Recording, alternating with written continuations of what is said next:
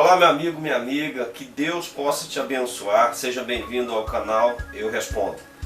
Tudo que nós colocarmos aqui, todos os vídeos que nós publicarmos é para a glória de Deus, mas também para a sua edificação.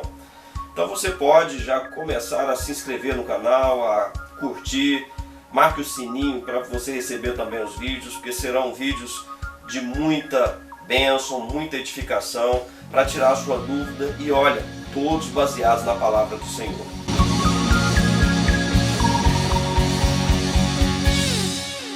E para começar, nós temos que começar da forma correta, temos que começar bem. Então, o que é que eu preciso fazer para ser salvo? O que é que eu preciso fazer para ser salvo? Nós vamos discorrer e você vai poder entender a Bíblia como nunca.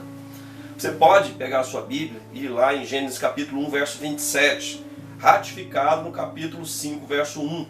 Lá diz que Deus fez o homem conforme a sua imagem e semelhança. Ou seja, conforme a imagem e semelhança espiritual, sem pecado.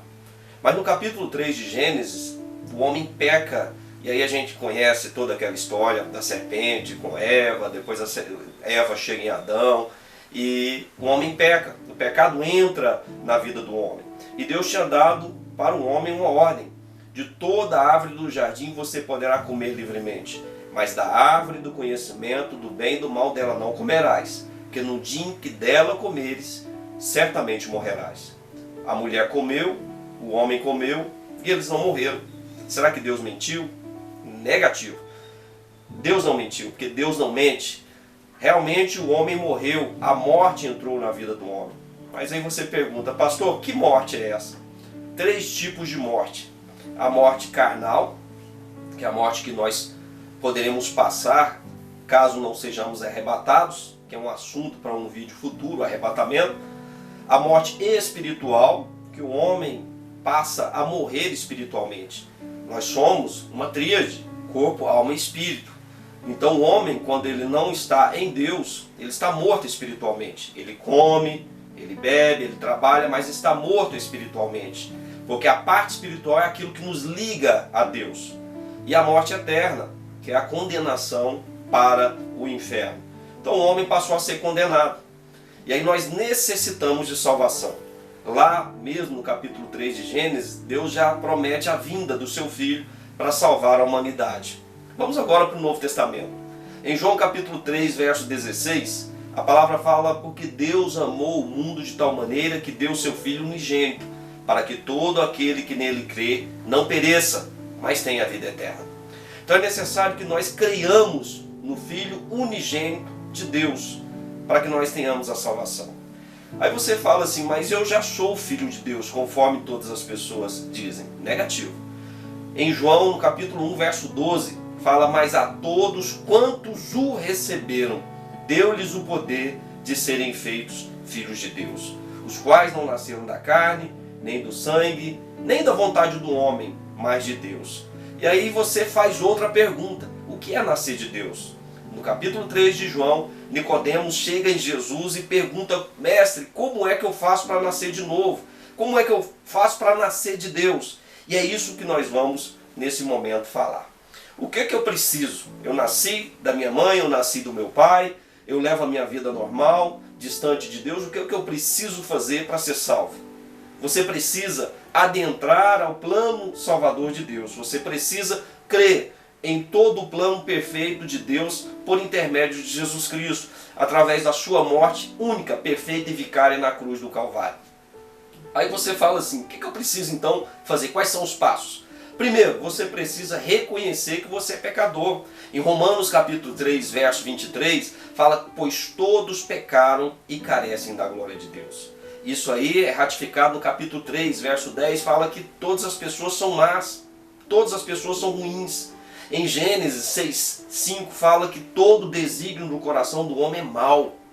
Então todos nós estamos condenados, porque somos pecadores. E aí, se nós mantivermos o pecado, quanto mais, em Romanos capítulo 6, verso 23, fala que o salário do pecado é a morte. Mas ele continua o verso dizendo que o dom gratuito de Deus é a vida eterna em Cristo Jesus. Você precisa então reconhecer que é pecador. Você precisa pedir perdão para Deus, crer que Deus vai te perdoar. Em 1 João capítulo 1, verso 9, a palavra fala assim que Deus é fiel e justo para nos perdoar de todo pecado e nos purificar de todo mal. Ele tem esse poder para nos perdoar. Em Jeremias capítulo 31, verso 34, só o finalzinho fala que Deus perdoa os nossos pecados e das nossas iniquidades Ele jamais se lembra. Em Miqueias 7,19, a palavra fala que Deus lança os nossos pecados nas profundezas do mar. Outras traduções falam no mar do esquecimento. Ou seja, você precisa pedir perdão para Deus. Você precisa se arrepender. Você precisa pedir para Deus poder te dar o dom, o poder do perdão dos pecados. Você precisa também crer que quando Deus perdoa, Ele faz algo perfeito. Em Isaías capítulo 1, verso 18 e 19, fala: vinde, pois, e arrazoemos. Ainda que os vossos pecados sejam como a escarlata, se tornarão como a neve. E ainda que sejam vermelhos como o carmesim, se tornarão brancos como a lã. Se quiserdes me ouvirdes, comereis o melhor dessa terra. Mas se recusardes, sereis devorados à espada. Cabe a você decidir. Cabe a você tomar essa decisão. O que eu preciso fazer então? Próximo passo é crer que somente Jesus Cristo, então somente Cristo, pode me dar salvação. Em 1 Timóteo capítulo 2, verso 5, fala: porquanto há um só mediador entre Deus e os homens, Cristo Jesus, homem. Um só mediador. Não existe outro homem, não existe outro nome nos céus e na terra que pode me dar a salvação. Em seu discurso, Paulo, em Atos capítulo 4, verso 12, falou assim: em nenhum outro há salvação, porque também debaixo do céu nenhum outro nome há dado entre os homens pelo qual devamos ser salvos. Ok, eu reconheço o plano salvador de Deus. Eu creio que só Jesus Cristo pode me dar a salvação. Eu reconheço que eu sou pecador. Eu me arrependo dos meus pecados. Agora eu me entrego para Jesus Cristo. E como que eu faço isso? Em Romanos capítulo 10, no verso 9 e 10, diz o seguinte: se com a tua boca confessares a Jesus como Senhor, e se em teu coração creres que Deus ressuscitou dentre os mortos, serás salvo. Porque com a boca se crê através da salvação, a respeito da salvação, e com o coração se crê a respeito da justiça. Então você precisa abrir os seus lábios, você precisa confessar, mas antes de confessar você precisa crer em Jesus, crer nas coisas de Deus, para a partir daí você ter o seu nome escrito no livro da vida, para a partir daí você ter a sua salvação. E olha, em Lucas capítulo 15, verso 10, fala que há festa no céu quando um pecador se arrepende. É uma coisa maravilhosa que acontece na vida do homem, porque você passa de uma eternidade condenada no inferno, você passa a ter direito a uma eternidade todinha no céu, porque você aceitou o plano perfeito de Jesus, porque Ele morreu na cruz em meu lugar, no seu lugar. Basta você dizer sim para Jesus Cristo. A partir daí, o que você precisa? Você precisa encontrar uma igreja séria, bíblica, que vive a essência da palavra de Deus, para poder te orientar, para poder te conduzir, para pegar na sua mão e fazer com que você atinja uma maturidade. Próximo passo, você precisa se batizar nas águas. Batizar nas águas. Em Marcos capítulo 16, verso 15 em diante, diz o seguinte: ide por todo o mundo e pregai o evangelho a toda criatura. Quem crê e for batizado será salvo. Quem, porém, não crer será condenado.